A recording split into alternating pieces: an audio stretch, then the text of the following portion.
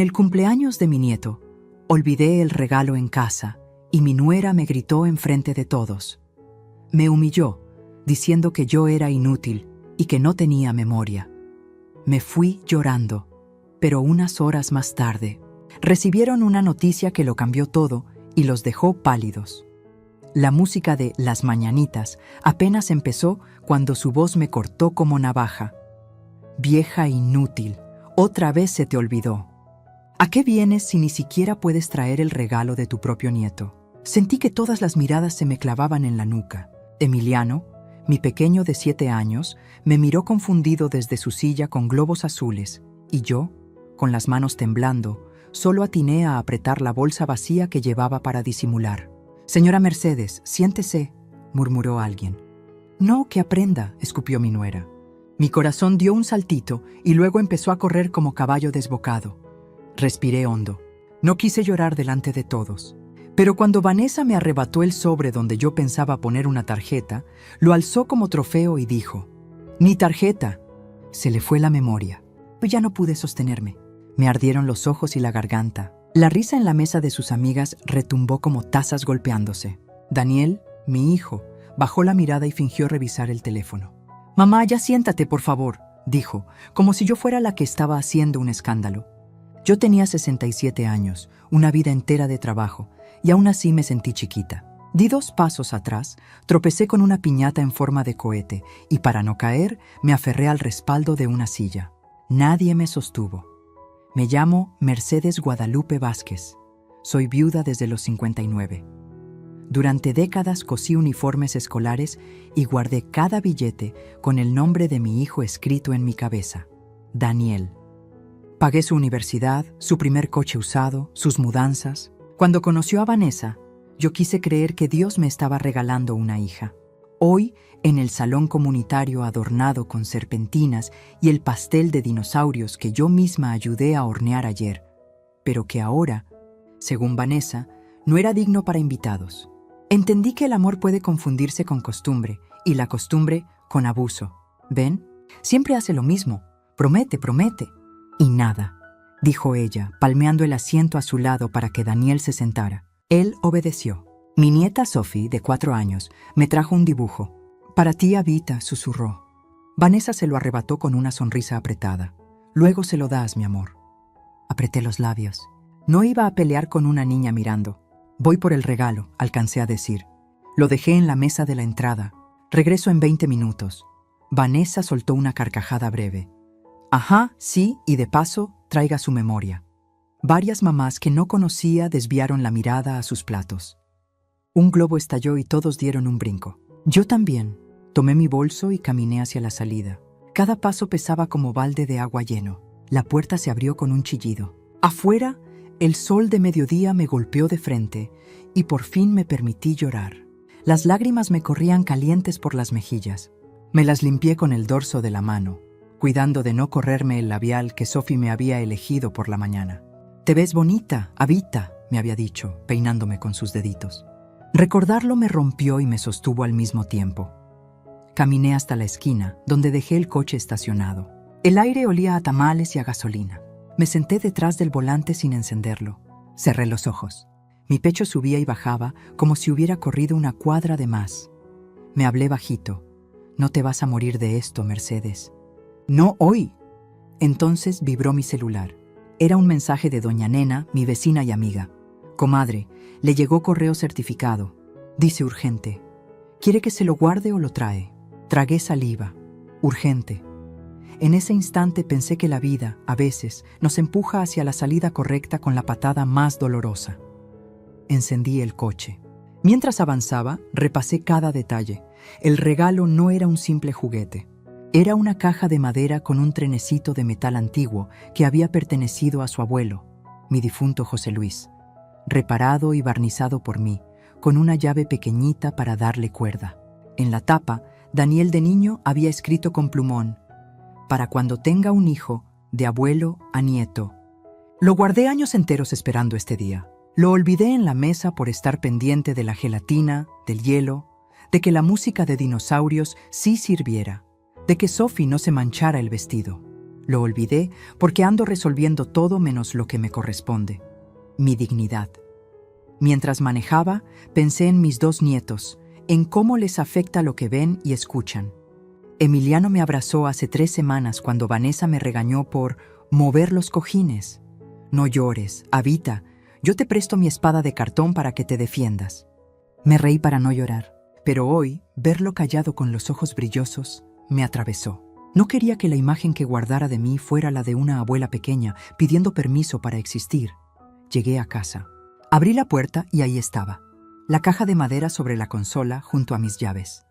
La tomé con cuidado, pasé la mano por la tapa y sentí el relieve de las letras gastadas. Al lado vi un sobre blanco con el sello de un despacho legal.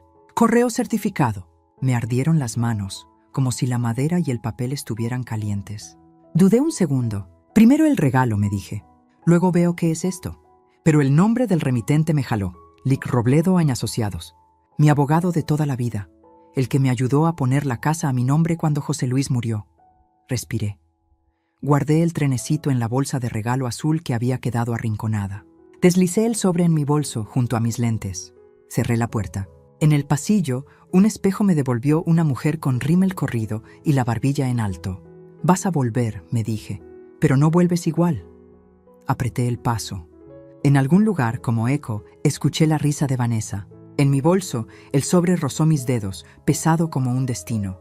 Y yo supe, sin saber aún por qué, que ese urgente venía a poner la mesa de otra fiesta, la mía. Cuando me miro al espejo cada mañana, veo una mujer de 67 años que ha vivido mucho más de lo que su rostro revela. Mi nombre es Mercedes Guadalupe Vázquez, nacida en Guadalajara, hija de un carpintero y de una costurera. Desde niña supe lo que significaba sacrificarse para que otros tuvieran algo mejor. Mis padres me enseñaron que la dignidad se gana con trabajo honrado, aunque nadie te lo reconozca. Y yo crecí con esa bandera, convencida de que mi misión en la vida era cuidar de los míos, aun cuando eso me costara todo. Me casé con José Luis cuando tenía apenas 23 años. Era un hombre bueno, trabajador, un mecánico que olía siempre a grasa de motor y a café recién colado. Con él aprendí que el amor también se construye en lo sencillo, en los desayunos de frijoles con tortilla, en las caminatas a la plaza, en las cartas que me dejaba escondidas en los cajones. Tuvimos un solo hijo, Daniel, mi orgullo y mi razón de existir. Desde que lo sostuve en mis brazos, juré que nada ni nadie lo haría falta. Le di mis mejores años, mis desvelos y hasta mi salud. Recuerdo noches enteras cosiendo uniformes escolares para poder pagarle la escuela privada. Mientras otras mujeres salían a fiestas, yo me quedaba con la máquina de coser sonando como corazón acelerado. Cuando tenía 8 años, José Luis compró un trenecito de metal en un mercado de antigüedades. Dijo, guárdalo, Merce, un día será para nuestro nieto. Y lo guardamos, como si fuera un tesoro. José Luis se fue demasiado pronto. Un infarto lo arrebató cuando Daniel apenas entraba a la universidad. Ese día sentí que el suelo se me abría, pero me prometí que el sacrificio no sería en vano. Si mi hijo lograba salir adelante, todo valdría la pena. Y salió adelante. Terminó su carrera de contaduría, consiguió un buen trabajo y se compró su primer coche usado con mis ahorros de años. Me acuerdo cómo lloré cuando me dijo, «Mamá, todo lo que soy es por ti». Yo creí en esas palabras. Tal vez por eso, cuando trajo a Vanessa a la casa, yo bajé la guardia. Pensé que estaba ganando una hija, alguien que me ayudaría a llenar los silencios de mi viudez. Ella era guapa, de esas mujeres que siempre saben qué decir en público, pero con una mirada fría que me incomodaba. No quise verlo, quise confiar.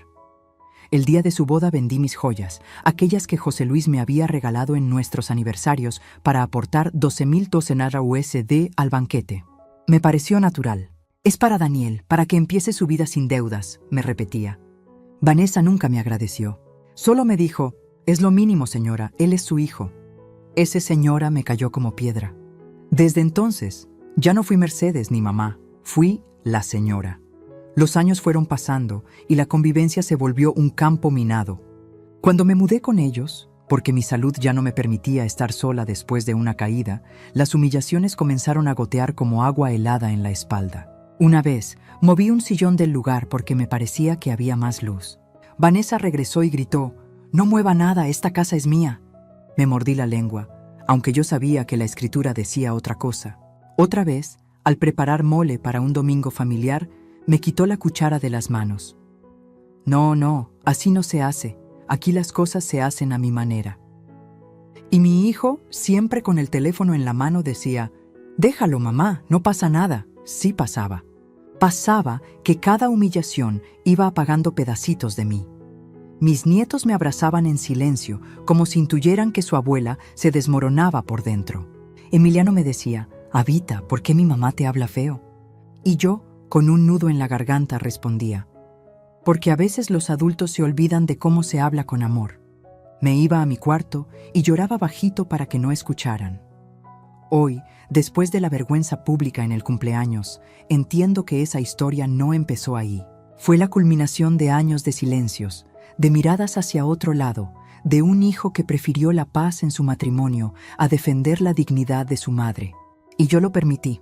Me convencí de que amar era callar, de que cuidar era aguantar. Pero la vida me estaba empujando hacia un límite. El sobre que encontré en mi casa, ese con la palabra urgente, parecía ser un recordatorio de que todo en esta vida tiene un tiempo. Incluso la paciencia de una madre. Ese día, mientras manejaba con el trenecito en la bolsa y las lágrimas secándose en mis mejillas, pensé: ¿quién soy realmente? ¿Una mujer vieja y olvidadiza, como dice Vanessa, o la misma Mercedes que levantó una familia desde cero? La respuesta aún no estaba clara, pero algo me decía que estaba a punto de descubrirlo. Porque la historia que ellos escribieron de mí como inútil todavía no era la última palabra. Hay heridas que no sangran, pero dejan marcas más hondas que cualquier cicatriz. Cuando cierro los ojos me llegan en oleadas escenas que preferiría enterrar. Y sin embargo, cada una de esas memorias me acompaña como voces que me recuerdan todo lo que callé. Una de las primeras fue una tarde de domingo. Yo había cocinado mi mole, la receta de mi madre, con chocolate y especias que siempre perfumaban la cocina. Llevaba horas batiendo la salsa, cuidando que no se quemara. Cuando por fin serví los platos, Vanessa frunció la nariz. «Esto está muy espeso», dijo en voz alta, delante de sus amigos que habían venido a comer. Tomó la cuchara y la lanzó al fregadero. «En esta casa no se cocina así». Yo me quedé helada. Daniel, que estaba al lado, sonrió nervioso y sirvió otra cosa para disimular. Nadie defendió mi esfuerzo. Me mordí el labio hasta sentir sabor a sangre. Otra vez, durante la Navidad, quise decorar el árbol con las esferas que guardaba desde que Daniel era niño. Cada esfera tenía un recuerdo. La dorada que él pintó con témpera en la primaria, la azul que José Luis y yo compramos en nuestro primer año de casados. Vanessa me detuvo en seco. «No, señora, este año quiero que el árbol sea minimalista. Blanco y plateado. Lo suyo ya pasó de moda». Guardé mis esferas en silencio, mientras veía a Sophie preguntar: «¿Por qué mi Abita no pone nada?». Y a Vanessa responder con un tono que me desgarró: «Porque ya no le toca». Las humillaciones se volvieron pequeñas piedras que llenaban mis bolsillos.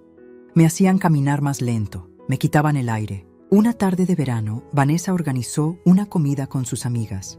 Cuando llegué a la sala, ya estaban todas sentadas, riendo. Yo saludé con un tímido «buenas tardes». Ella apenas me miró y dijo: «Siéntese en la cocina, allá está más cómoda». Escuché risitas. Me fui con la cabeza gacha, pero adentro ardía un fuego que no encontraba salida. En la cocina, Sophie me alcanzó y me entregó un dibujo, un sol con 2 corazones. «Para ti, Abita». Lo guardé en mi delantal como si fuera un escudo. El día que más me dolió fue cuando descubrí que me habían borrado de una foto familiar. Era la celebración de los 6 años de Emiliano. Habíamos posado todos juntos, Daniel, Vanessa, los niños y yo en una esquina, abrazando a Sophie. Cuando vi la foto publicada en redes, yo no estaba. Me recortaron, como si nunca hubiera existido. Llamé a Daniel con la voz quebrada. «¿Por qué me quitaron?». Hubo un silencio largo. «Mamá, no sé, lo habrá editado Vanessa». «No hagas drama». Esa frase me partió en 2. No era un simple recorte, era una declaración. Para ellos, yo no contaba. Desde entonces, me hice pequeña. Caminaba de puntitas, pedía permiso para usar la sala, dejaba mi música bajita para no molestar. Pero por dentro, algo se resentía. Sentía que mi propia casa, porque en el fondo sabía que lo era, me expulsaba como una huésped indeseada. A veces, las noches eran insoportables. Me quedaba despierta escuchando risas y conversaciones en la sala, mientras yo, encerrada en mi cuarto, bordaba servilletas que nadie usaba. Me consolaba con el recuerdo de José Luis, imaginando que me decía: Merce, no dejes que te apaguen. Pero la soledad pesaba más. Lo que más me preocupaba eran los niños. Emiliano y Sophie me miraban con esos ojos limpios que lo notan todo. Una vez, después de que Vanessa me regañara por dejar migas en la mesa, Emiliano me abrazó fuerte y me susurró: Cuando sea grande, yo te voy a cuidar. Habita. Ese día lloré tanto que se me acabaron los pañuelos. No quería que mis nietos crecieran aprendiendo que humillar estaba bien. Cada recuerdo era un ladrillo en un muro que me iba separando de ellos.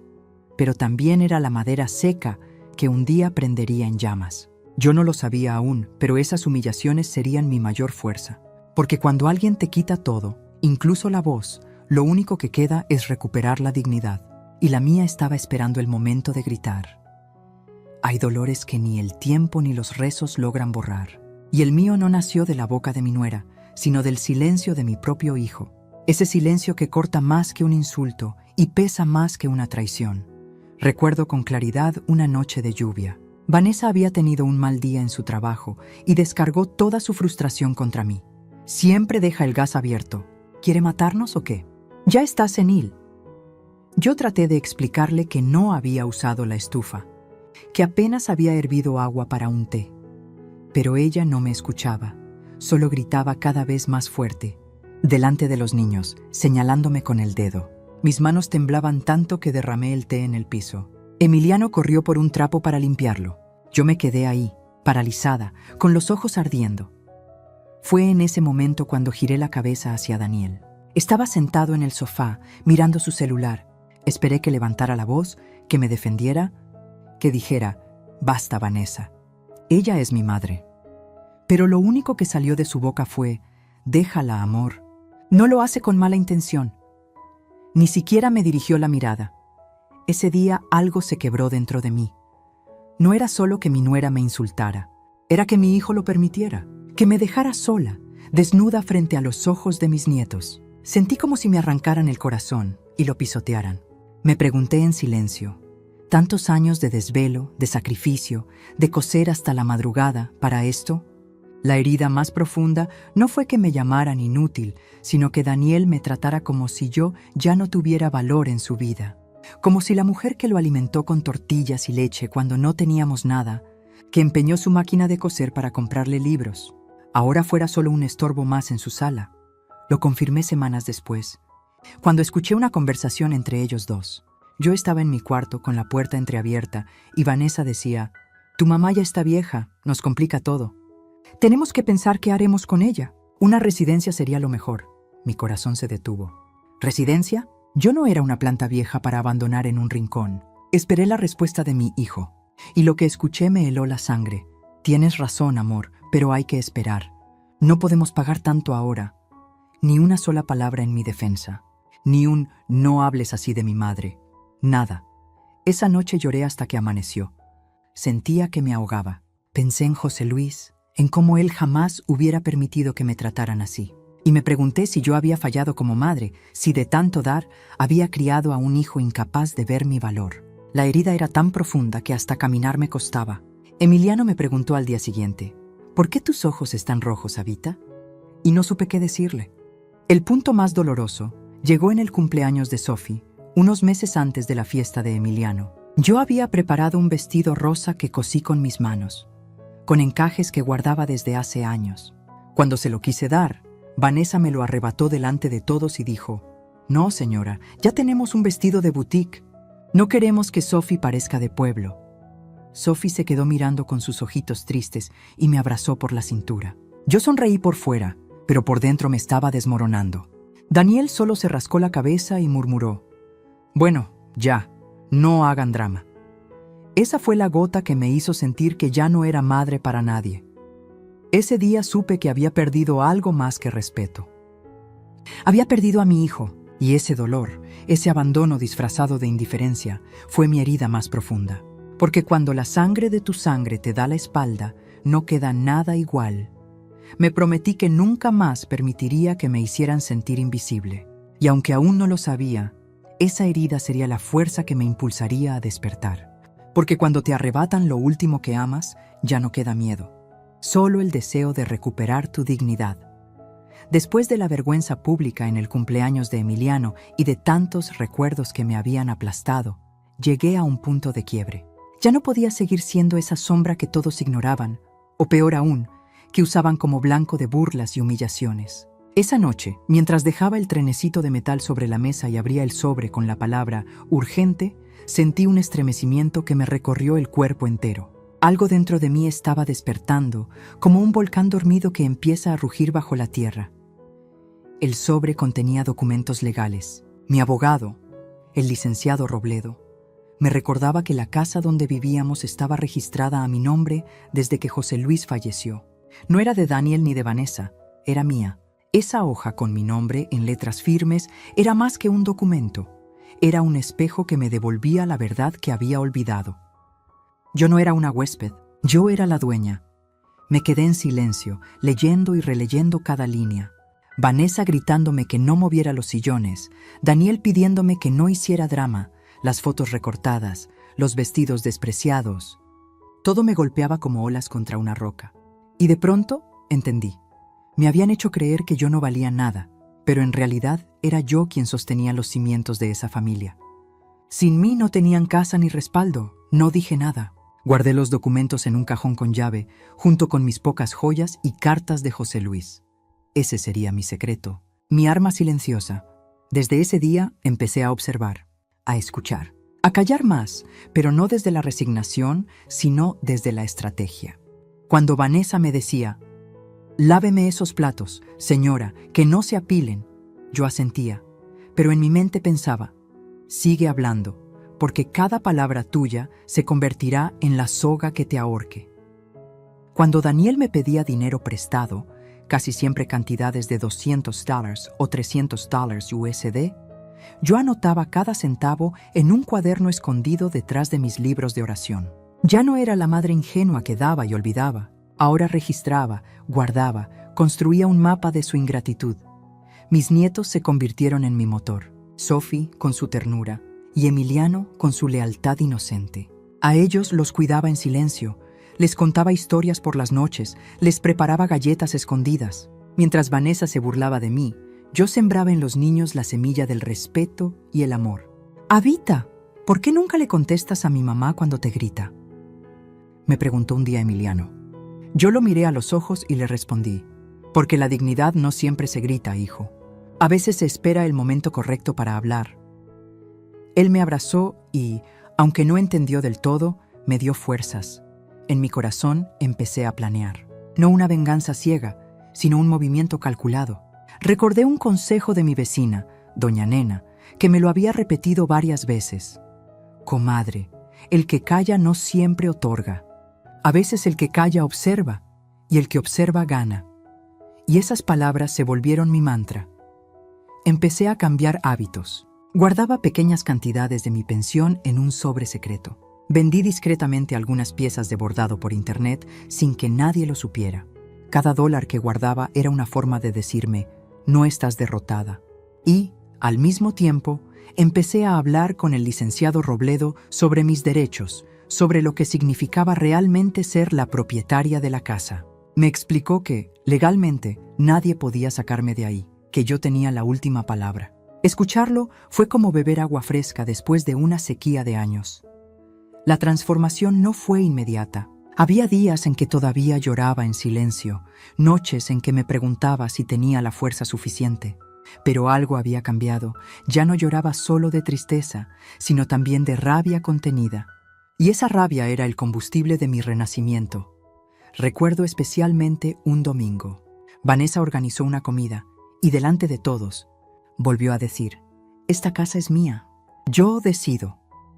Yo la miré a los ojos por primera vez en mucho tiempo, con calma, sin gritar, y le respondí, «Algún día te darás cuenta de que las palabras pesan más que los ladrillos, y cuando llegue ese día no podrás cargarlas». Ella se rió sin entender, pero yo sabía que las cartas estaban sobre la mesa y que el destino empezaba a girar a mi favor. Ese fue mi despertar silencioso. No con gritos ni con golpes, sino con decisiones invisibles que iban tejiendo la red donde ellos mismos quedarían atrapados. Porque la dignidad, cuando despierta, no vuelve a dormirse. El sobre que había recibido no era solo un recordatorio legal, era un espejo de la verdad que ellos nunca imaginaron. Y yo, por primera vez en años, tenía algo en mis manos que me devolvía el control de mi vida. Lo guardé en silencio. Pero cada vez que Vanessa me gritaba o me trataba como intrusa en mi propio hogar, yo pensaba, si supieras. Esa frase se volvió mi consuelo secreto. Me daba fuerza soportar humillaciones porque sabía que, en cualquier momento, podría mostrar las cartas que escondía. Un martes por la tarde, mientras doblaba ropa en mi cuarto, escuché cómo Vanessa hablaba con su madre por teléfono. Su voz era clara, arrogante. «Esta casa es nuestra, mami. Con Daniel ya estamos planeando remodelar la sala, y si la vieja se enoja, pues que se aguante. Aquí no tiene voto». Mis manos se crisparon. Guardé las sábanas en el armario, respiré hondo y sonreí sola. Se equivoca. El voto no lo tengo. Lo que tengo es la firma. Días después, cuando fui a ver al licenciado Robledo, me senté frente a su escritorio y le pedí que me explicara todo como si yo fuera una niña. «Licenciado, ¿qué significa exactamente que la casa esté a mi nombre?». Él me miró serio, acomodó sus lentes y respondió: «Significa, señora Mercedes, que usted es la única dueña. Ni su hijo ni su nuera tienen derechos sobre la propiedad. Ellos viven aquí porque usted lo permite. Usted puede decidir qué hacer: vender, rentar, heredar. La decisión es suya y de nadie más». Sus palabras me hicieron temblar. Era como si después de años viviendo a oscuras, alguien encendiera la luz. Me fui caminando por la avenida con el corazón acelerado, como si hubiera descubierto un tesoro enterrado en mi propio patio. Esa noche, mientras servía la cena, Vanessa me arrebató la cuchara y dijo: «Yo sirvo, señora». «Usted siempre hace desastre». Daniel estaba sentado frente a la televisión. Emiliano y Sophie reían con dibujos animados. Yo la observé con calma. Por dentro, mi alma gritaba: «Sigue creyendo que todo es tuyo, porque pronto la verdad te dejará muda». A partir de ese momento, empecé a planear en silencio cómo revelaría mi secreto. No quería hacerlo con rabia, quería esperar el instante exacto, el golpe certero que los dejara pálidos. Los niños fueron, sin saberlo, testigos de mis cambios. Emiliano me preguntó una noche: «¿Por qué estás más tranquila, Abita?». Yo lo abracé y respondí: «Porque a veces, hijo, cuando sabes la verdad, ya no necesitas gritar, solo esperar». La oportunidad de oro llegó más pronto de lo que pensé. Daniel había hecho malos negocios en su trabajo. Empezaron a llegar llamadas extrañas, sobres con deudas. Una noche escuché cómo discutían en la sala. Vanessa le gritaba: «Daniel, nos van a embargar. Necesitamos poner la casa a tu nombre ya. Con eso aseguramos el crédito». Me quedé detrás de la puerta, con el corazón latiendo fuerte. Era mi momento. Entré despacio, con un cuaderno en la mano como excusa. Vanessa se quedó callada al verme. Daniel tragó saliva. Yo me senté en el sillón, respiré hondo y dije: «Me enteré de lo que hablan. Y quiero aclararles algo. Esta casa no es de ustedes. Esta casa está a mi nombre desde hace años. Ningún banco se las va a reconocer, porque ustedes aquí no tienen nada». El silencio fue tan denso que se podía cortar con un cuchillo. Emiliano entró corriendo con un juguete en la mano, se detuvo al vernos y dijo bajito: «¿Pasa algo?». Yo lo acaricié y le sonreí. «No, mi amor, todo está bien. Solo estamos recordando de quién es esta casa». La cara de Vanessa se puso roja. Daniel intentó hablar. «Mamá, no es momento de discutir esto». Yo lo interrumpí con voz firme, sin levantarla. «El momento es ahora. Yo callé mucho tiempo, pero ya no más. No permitiré que decidan sobre algo que no les pertenece». Ese fue el secreto que nadie esperaba. Ni Vanessa con sus aires de dueña, ni Daniel con sus silencios cómplices. De pronto, las piezas del tablero cambiaron. Ya no era yo la débil, la olvidadiza, la inútil. Era la dueña de la casa, de mi voz, de mi destino. Y ellos, que me habían tratado como nada, de pronto dependían de mí para todo. No lo dije todavía, pero en mi corazón ya lo sabía. La verdadera fiesta apenas estaba por empezar. La fiesta de Emiliano había terminado hacía apenas unas horas, pero la humillación seguía ardiendo en mi pecho. Yo estaba en mi cuarto, con el trenecito de metal aún en la mesa de noche y los documentos guardados bajo llave, cuando sonó el teléfono de la casa. Eran casi las 9 de la noche. Vanessa contestó con tono molesto, como siempre. «¿Bueno? ¿Quién habla?» Al otro lado, una voz firme preguntó por Daniel. Vanessa le pasó el teléfono y yo, desde el pasillo, escuché la conversación. Daniel se puso pálido. «¿Cómo que fraude? No, debe haber un error». La voz, tan fuerte que hasta yo podía oírla, le recordó. «Tenemos pruebas de que usted autorizó movimientos irregulares en las cuentas. El monto asciende a $80,000 USD. Si no responde en las próximas 48 horas, el caso pasará a manos judiciales». El silencio que siguió fue brutal. Daniel apenas alcanzó a balbucear. Lo resolveré. Colgó con las manos temblando. Vanessa lo miró con los ojos abiertos de par en par. «¿Qué hiciste, Daniel?» $80,000. «Nos van a quitar todo». Él se dejó caer en el sofá, sudando, con el rostro desencajado. Yo di un paso al frente. «¿Pasó algo, hijo?» Fingí preguntar como si no hubiera escuchado. Vanessa me lanzó una mirada de odio, pero su miedo era más grande que su soberbia. «Su hijo metió la pata, señora. Y si no encontramos una solución, vamos a perder la casa». Ese fue el instante que esperé por años. Caminé despacio hasta el centro de la sala, con la calma de quien por fin tiene el timón en las manos. Los niños jugaban en el piso, sin entender del todo, pero alcanzaban a sentir la tensión. Daniel me miró desesperado. «Mamá, necesitamos tu ayuda. Si firmas para poner la casa a mi nombre, podemos salvarnos». Mis manos temblaban, pero no de miedo, sino de poder. Me senté frente a ellos y mirándolos directo a los ojos, dije despacio: «Esa casa que ustedes tanto se han adueñado no es suya. Es mía y no voy a firmar nada». El aire se volvió pesado. Vanessa se levantó de golpe, gritando: «No puede hacer eso. Somos su familia». Yo sonreí amargamente. Familia es respeto, Vanessa. Y ustedes me lo han negado demasiadas veces. ¿Ahora quieren que entregue lo único que aún me pertenece? No, se acabó. Daniel trató de acercarse. «Mamá, por favor, piensa en los niños». Esa fue la daga más cruel, usar a mis nietos como excusa. Yo acaricié la cabeza de Emiliano, que me miraba con ojos de miedo, y le respondí con ternura: «Precisamente por ellos estoy haciendo esto, porque tienen que aprender que la dignidad no se vende, ni siquiera por $80,000. Vanessa perdió el control. Se arrodilló frente a mí, con lágrimas de rabia en los ojos. «Por favor, señora, si nos meten a juicio, me arruinan la vida». Yo la miré en silencio unos segundos y luego respondí con voz firme: «No soy yo quien arruina nada. Son sus actos, sus palabras, su desprecio. La vida se encarga de cobrar lo que debemos. Y hoy, el cobro llegó para ustedes». Los niños quedaron callados, como si hubieran entendido que algo grande acababa de suceder. Sophie se acercó a mí y me abrazó la cintura. Emiliano, con voz bajita, dijo: «Abita, ¿tú nos vas a dejar?». Se me quebró la voz, pero le prometí: «A ustedes nunca. Pero necesito que sepan que su Abita no es invisible». Daniel se desplomó en el sofá, derrotado. Vanessa apretó los puños, con la mirada perdida. Yo me levanté, tomé el trenecito de la mesa y se lo entregué a Emiliano. «Esto era de tu abuelo.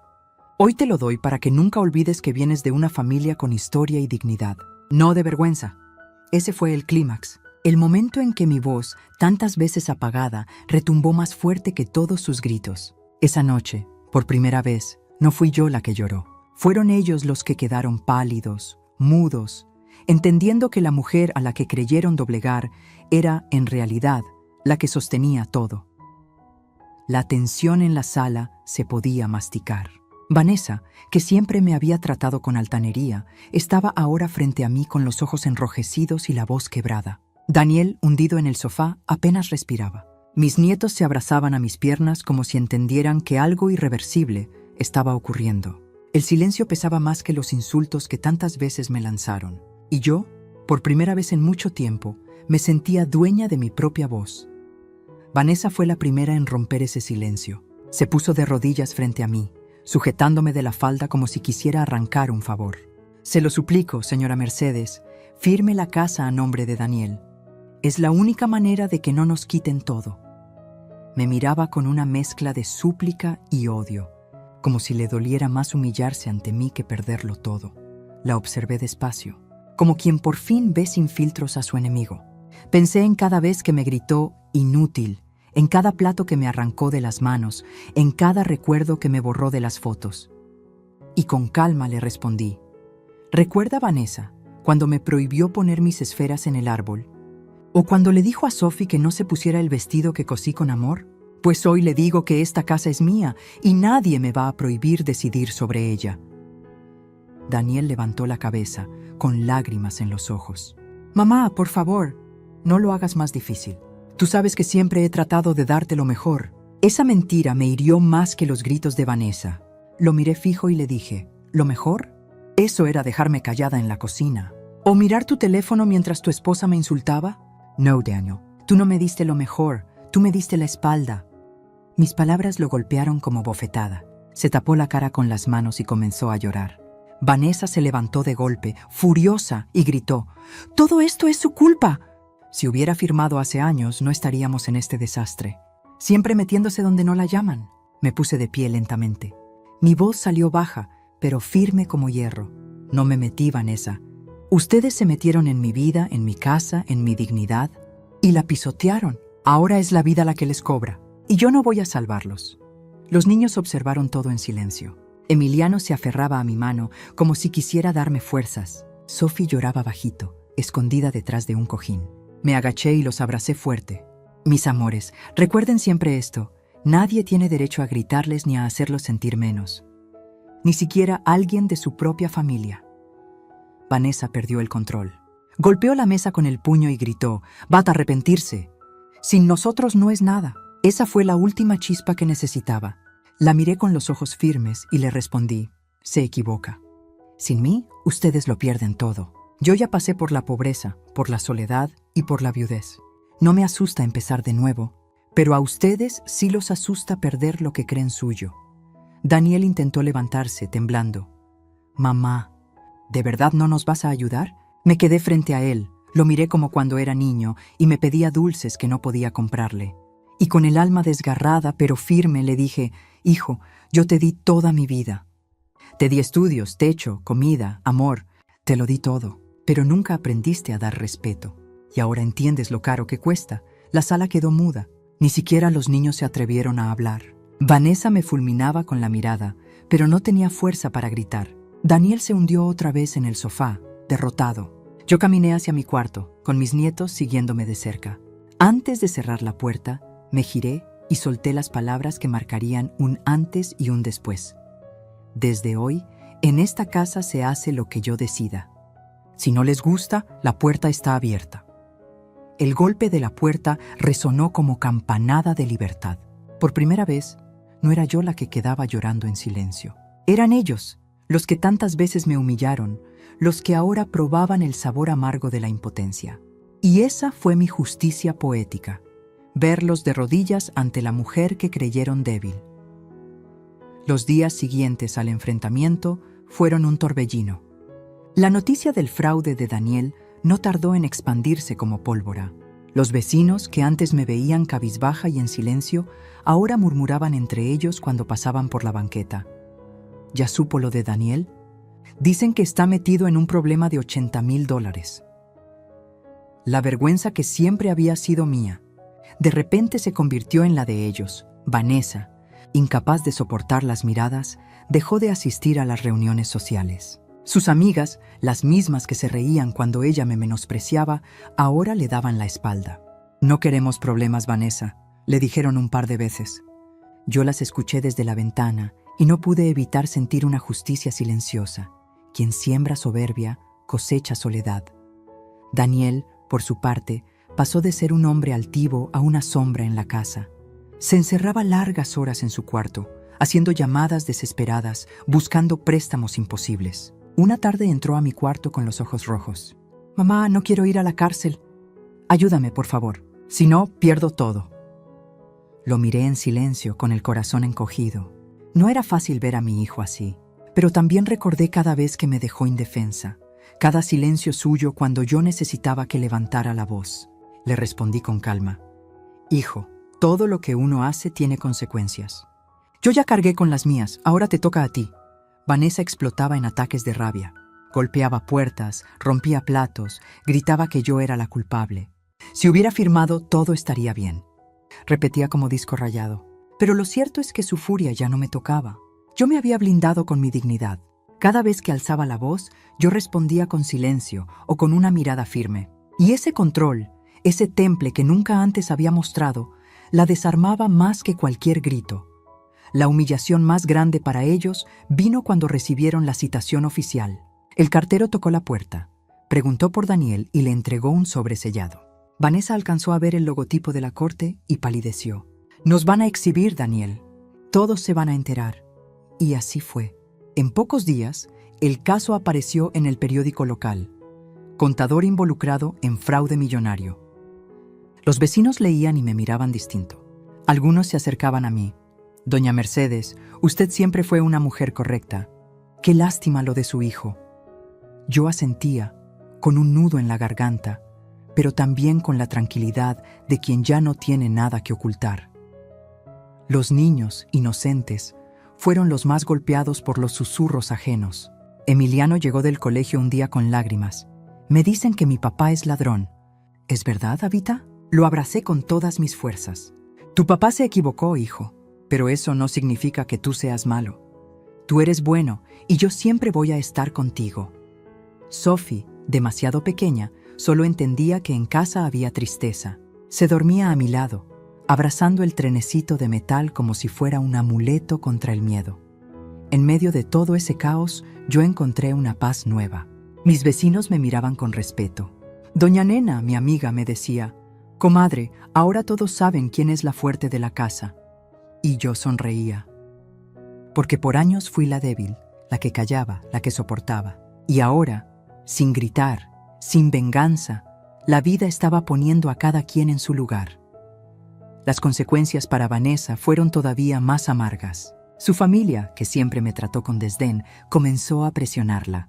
«¿Cómo te casaste con un hombre que mete a todos en problemas? ¿Cómo no lo detuviste?». Ella, acostumbrada a señalar, ahora era señalada. Y yo la veía desmoronarse, entendiendo que el poder que había ostentado se le escurría entre los dedos. Daniel enfrentaba audiencias, abogados, noches sin dormir. Yo lo observaba desde la distancia, con el corazón dividido. La madre que sufría por su hijo y la mujer que sabía que debía dejarlo enfrentar sus propios errores. Porque protegerlo otra vez sería condenarlo para siempre.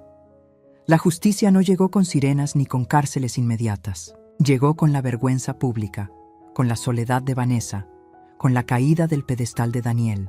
Llegó con la mirada de mis nietos, que ya no veían a su Abita como débil, sino como alguien firme, capaz de sostenerlos en medio de la tormenta. Ese fue el verdadero precio que pagaron, perder la seguridad de la mentira y enfrentarse a la verdad. Y yo, que tantas veces me había sentido invisible, ahora era el pilar, la mujer que resistió, la que nunca dejó de estar de pie. Cuando las tormentas pasan, siempre queda un silencio extraño. Un silencio que no es vacío, sino espacio para empezar de nuevo. Así me sentí después de todo, cansada, sí, pero también con la certeza de que había sobrevivido al peor temporal de mi vida. La casa seguía siendo la misma, las mismas paredes, los mismos muebles, pero yo ya no era la misma mujer. Vanessa casi no me hablaba. Su orgullo la mantenía a distancia. Daniel, consumido por sus problemas legales, pasaba el día fuera o encerrado en su cuarto. Los niños buscaban refugio conmigo, y esa fue mi primera señal de que todavía había vida por reconstruir. Decidí empezar con cosas pequeñas. Cada mañana preparaba mi café de olla con canela y lo llevaba a la terraza. Me sentaba a contemplar el amanecer mientras escuchaba los pájaros. Antes, esos momentos se me iban en lágrimas silenciosas. Ahora eran instantes de gratitud. «Estás viva, Mercedes», me repetía. «Y mientras respires puedes empezar de nuevo». Un día saqué del armario mi máquina de coser. Tenía meses cubierta de polvo. La limpié, la engrasé y al escuchar el primer zumbido de la aguja sentí como si un pedazo de mi alma regresara. Empecé a coser servilletas bordadas con flores de colores. Doña Nena me animó a venderlas en el mercado local. «Comadre, la gente paga por lo hecho con amor». Y tenía razón. Con cada venta, aunque fueran apenas 10 o 15 USD, yo sentía que mi esfuerzo valía, que mis manos aún tenían algo que dar. Poco a poco me animé a más. Tomé un curso de pintura en la Casa de Cultura del barrio. Al principio me sentí torpe, con el pincel temblando, pero pronto descubrí que cada trazo era como sanar cicatrices. Pinté paisajes, flores, retratos de mis nietos. Sophie me dijo un día: «Abita, tus dibujos parecen abrazos de colores». Esa frase me arrancó lágrimas, pero de felicidad. También retomé amistades que había dejado de lado. Salía a caminar con vecinas, asistía a las misas de los domingos sin miedo a las miradas. Ahora, cuando alguien me preguntaba cómo estaba, ya no respondía bien por costumbre. Decía: «Estoy aprendiendo a ser feliz otra vez». Y lo decía de verdad. Con el tiempo, la casa se llenó de detalles míos, plantas en macetas pintadas por mí, cuadros colgados en la sala, aromas de pan casero que horneaba para mis nietos. Vanessa ya no tenía fuerza para prohibírmelo. Daniel, aunque distante, entendía que la autoridad de la casa había cambiado. Y yo no necesitaba gritarlo. Se notaba en cada rincón. Los niños fueron mis mejores cómplices. Emiliano me ayudaba a regar las plantas y me decía: «Abita, tu jardín es el más bonito del mundo». Sophie se sentaba a mi lado mientras pintaba y a veces manchaba el papel con sus deditos, riendo. Eran mis aliados, mi nueva razón para no dejarme caer jamás. Un día me atreví a hacer algo que nunca pensé: viajé. Guardé durante meses el dinero de mis ventas y mi pensión y me regalé un fin de semana en Guanajuato. Caminé por sus calles empedradas, probé cajeta en los portales, escuché mariachis en la plaza. Por primera vez en años me sentí libre, ligera, como aquella muchacha que fui a los 20. Ese viaje marcó un antes y un después. Descubrí que la vida seguía ofreciéndome colores, aromas, paisajes, que no todo estaba perdido. Volví renovada, con la certeza de que todavía podía disfrutar, aprender y soñar. El renacimiento no fue un evento de un solo día, fue un proceso. Cada taza de café en la terraza, cada puntada en una servilleta, cada risa compartida con mis nietos, cada pincelada en un lienzo. Paso a paso me fui reconstruyendo. Y lo más importante, aprendí a poner límites. Cuando Daniel, abatido por sus deudas, intentó pedirme otra vez que firmara papeles, lo miré a los ojos y le dije: «Hijo, yo siempre seré tu madre, pero también soy mujer. Y mi dignidad no se negocia». Él bajó la cabeza, avergonzado, y yo supe que esa frase era el resumen de mi renacimiento. Ya no era la mujer que lloraba en silencio, era Mercedes, la viuda que sobrevivió al desprecio, que encontró fuerzas donde parecía no haber nada. Era la abuela que enseñaba a sus nietos que nunca es tarde para empezar de nuevo. Hoy, al mirar hacia atrás, me doy cuenta de que la vida no me estaba castigando cuando permitió que me humillaran. Me estaba preparando. Cada lágrima, cada insulto, cada silencio doloroso fue el empuje que necesitaba para despertar. Si me hubieran tratado con respeto desde el inicio, quizá yo nunca hubiera descubierto la fuerza que tenía guardada dentro de mí. Me tomó casi 7 décadas entender algo que debería ser sencillo. La dignidad no se pide prestada, ni se suplica. Se defiende, porque cuando permites que alguien te pisotee, le das permiso de hacerlo una y otra vez. Y aunque duele más que nada descubrir que quien te hiere es tu propia sangre, también es cierto que allí se esconde la lección más grande: aprender a poner límites, aunque el corazón se rompa. No niego que sigo amando a mi hijo. Eso nunca va a cambiar. El amor de una madre no se borra, pero ahora lo amo de otra manera, sin permitir que su indiferencia me consuma, sin dejar que su silencio me quite la voz. Lo amo desde la distancia justa, la que me permite cuidar de mí misma primero, porque entendí que el sacrificio ciego no es amor, es sometimiento. Y yo ya no estoy dispuesta a sacrificarme hasta desaparecer. Mis nietos son mi esperanza. Ellos crecieron viendo a una Abita llorar en silencio y ahora me ven de pie, con la frente en alto, pintando cuadros, viajando, disfrutando el café en mi terraza. Les enseñé, sin proponérmelo, que nunca es tarde para reescribir tu historia, que una mujer que parecía vencida puede renacer y que la dignidad, cuando despierta, ilumina todo a su alrededor. Recuerdo las palabras de Emiliano hace poco, mientras jugábamos con el trenecito de su abuelo. «Abita, tú eres fuerte como las montañas». Y Sophie, con su voz dulce: agregó, y bonita como las flores que pintas. Esas frases valen más que cualquier herencia, más que cualquier reconocimiento, porque me confirman que mi ejemplo ya dejó huella en ellos. No sé qué pasará con Daniel y Vanessa en el futuro. Tal vez logren recomponer su vida, tal vez no. Lo único que sé es que ya no cargaré con sus errores. Cada quien es responsable de lo que siembra. Y yo, después de tanto dolor, he decidido sembrar paz en mi corazón.